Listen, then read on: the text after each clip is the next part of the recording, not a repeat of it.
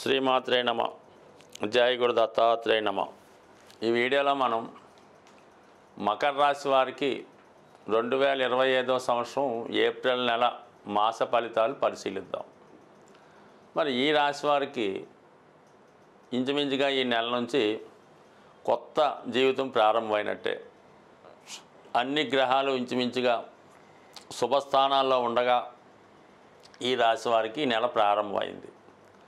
ముఖ్యంగా శని భగవానుడు తృతీయ స్థాన సంచారం అంటే జీవితంలో మళ్ళా వీళ్ళకి సుమారు 27.5 సంవత్సరాల తర్వాత ఈ శని భగవానుడు అనుకూలమైన స్థానంలోకి రావడం జరిగింది. సో దాంతోపాటు రావటమే అక్కడ ఉన్నటువంటి 4 గ్రహాలతో కలియడం జరిగింది. అంటే ముఖ్యంగా శని రాహుతో కలియడం వల్ల ఎవరైతే సాఫ్ట్వేర్ రంగంలో కానీ మీడియా సినిమా టీవీ రంగంలో ప్రవేశిద్దాం అనుకున్నారో వారికి కొత్త అవకాశాలు రావడం జరుగుతుంది. ఆల్రెడీ మీరు ఆ రంగంలో ఉంటే ఇంకా మీ యొక్క అభివృద్ధి కొత్త అవకాశాలు రావడం జరుగుతూ ఉంటుంది. అలాగే మీ యొక్క టాలెంటు ఆదాయం కూడా పెరుగుతుంది. ఇక ఈ శని భగవానుడు శుక్రగ్రహంతో కలియడం వల్ల శుక్రుడు ఈ రాశి వారికి యోగకారకుడు అవడం వల్ల ఎస్పెషల్లీ ఈ రాశిలో ఉన్నటువంటి స్త్రీలకి నూతన ఉద్యోగ అవకాశాలు లభిస్తాయి. వీళ్ళు ఏ రంగంలో ఉన్నా, అటు సినిమా రంగంలో ఉన్నా, మీడియాలో ఉన్నా, సినిమా ఫీల్డ్లో ఉన్నా, రాజకీయ రంగంలో ఉన్నా వారికి ఏదో ఒక నామినేటెడ్ పోస్టో అధికార పదవో లభించే అవకాశం ఉంది. మొత్తం మీద వారు వెలుగులోకి వస్తారు, చాలా అభిమానులు పెరుగుతారు, ఎక్కడికి వెళ్ళినా మంచి హోదా పెరుగుతుంది. అలాగే మిగతా విషయాల్లో కూడా మొత్తం మీద ఇది స్త్రీలకు బాగా అదృష్టం కలిసి వస్తుంది. స్వభావసిద్ధంగా మీకు మగవారికి ఏంటంటే మీ కుటుంబంలో స్త్రీకి భార్యకో కుమార్తెకో కోడలకో మదర్కో గొప్ప పదవి రావడం జరుగుతుంది. దాంతోపాటు అంటే ఇక్కడ మీ కుటుంబ హోదా పెరుగుతుంది, ఆర్థిక పరిస్థితి కూడా బాగుంటుంది. అలాగే జీవన విధానంలో మార్పు రావడం జరుగుతుంటుంది. అంటే అప్పటిదాకా ఏదో ఆర్డినరీ వెహికల్స్తో ప్రయాణం చేస్తున్న మీరు ఒక ఖరీదైనటువంటి వాహనాల్లో ప్రయాణం చేయడం, సర్కిల్ కూడా మారుతుంది, ఫ్రెండ్ సర్కిల్ కూడా మారుతుంది. ఇక దాని తర్వాత ఇంకా ఇంపార్టెంట్గా రవి బుధ కలయిక ఒక విధంగా అష్టమాధిపతి అయినప్పటికీ కూడా రవి తృతీయ స్థాన సంచారంలో మీకు శత్రువులు మిత్రులుగా మారుతారు.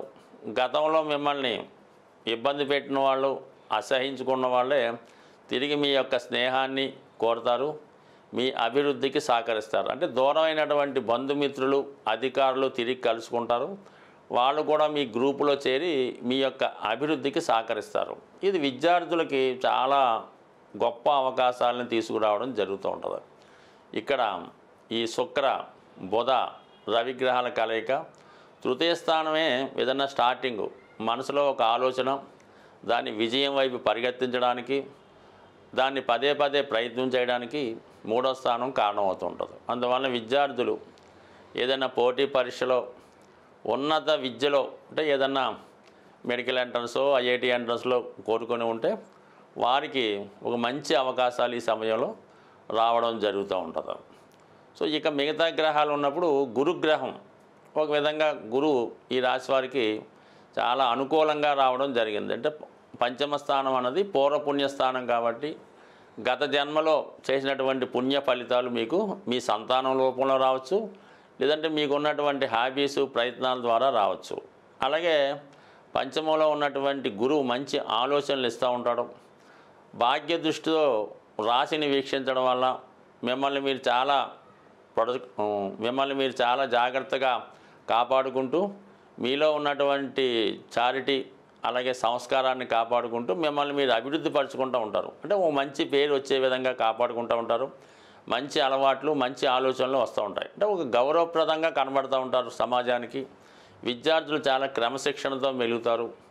ఇవన్నీ కూడా గురుబలం జాతకుడికి ఉండడం, అంటే పూర్వపుణ్యం జనరేట్ అవ్వడం, శని భగవానుడు మంచి స్థానంలోకి రావడం, ముఖ్యంగా కుజుడు సప్తమ స్థానంలోకి రావడం వల్ల జాతకుడిని క్రమశిక్షణతో పెడుతుంది.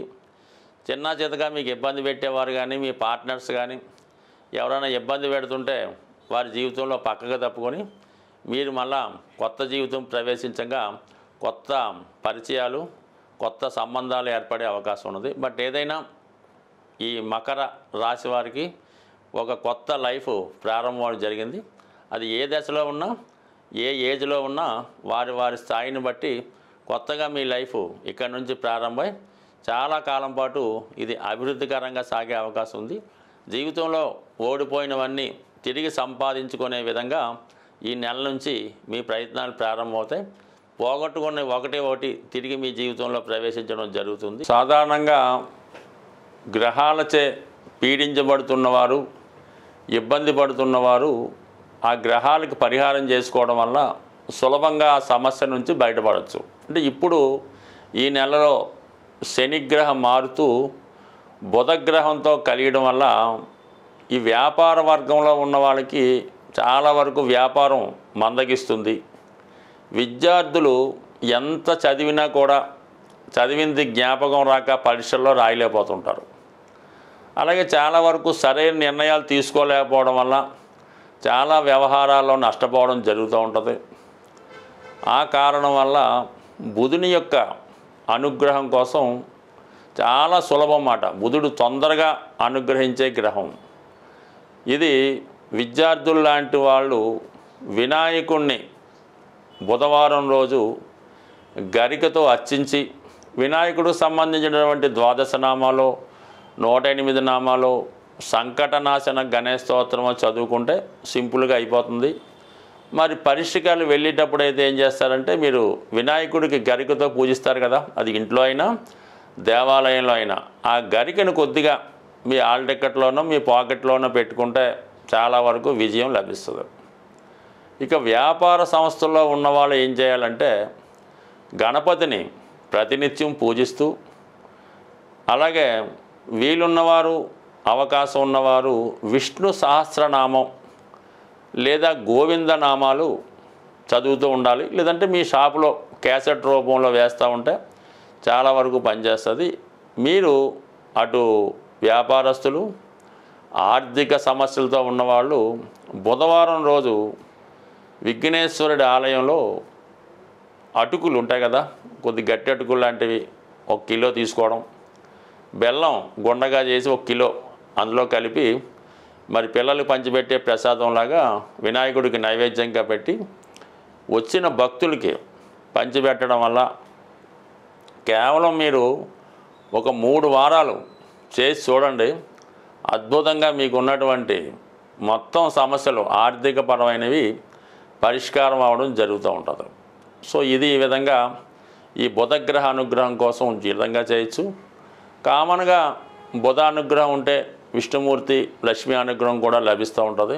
అయితే రాహుగ్రహం ఇప్పుడున్నటువంటి శుక్ర, బుధ, రవి, శని గ్రహాలను కబళించి వేయడం వల్ల ముందు రాహుని సంతృప్తి పరచాలంటే మీరు అమ్మవారిని గట్టిగా పట్టుకోవాల్సి ఉంటుంది.